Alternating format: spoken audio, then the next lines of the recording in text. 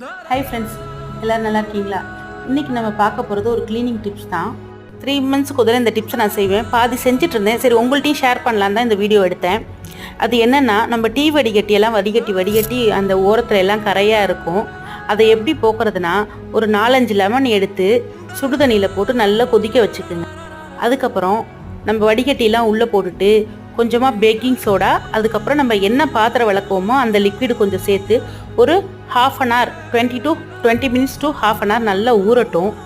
ஊறின பிறகு நம்ம எப்பயும் பாத்திரம் தேய்க்கிற மாதிரி லைட்டாக ஸ்க்ரப்பு போட்டு தேய்ங்க.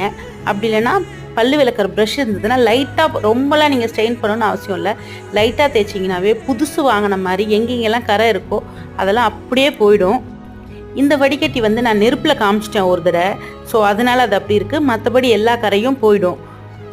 இந்த வீடியோ உங்களுக்கு பிடிச்சிருந்துன்னா லைக் பண்ணுங்கள். ரதி கேலரியை சப்ஸ்கிரைப் பண்ணுங்கள். தேங்க்யூ.